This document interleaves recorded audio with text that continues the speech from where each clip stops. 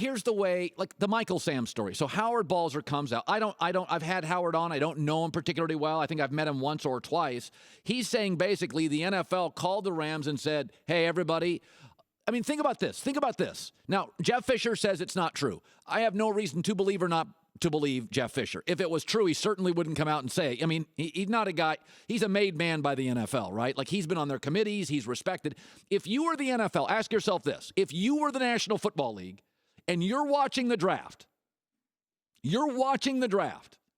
who would you get on the phone with quickly if you needed Michael Sam drafted? Who would you get on the phone with? To me, Belichick? No. You've been fighting with Belichick for 10 years. You're not going to get on the phone and tell Belichick who to draft.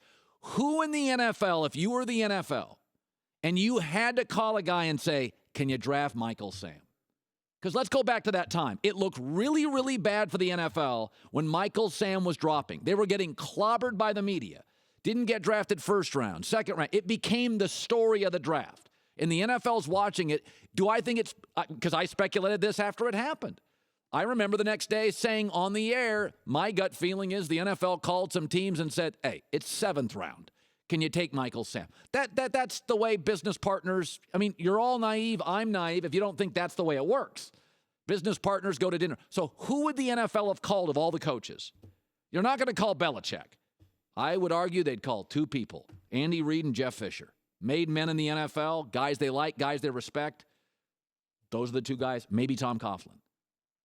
They're not going to call crazy Jim Harbaugh. They don't know John Harbaugh. They're not going to step on the Rooneys. They just wouldn't interfere with a Pittsburgh organization, too much respect. I doubt they would interfere, kind of with the Maras.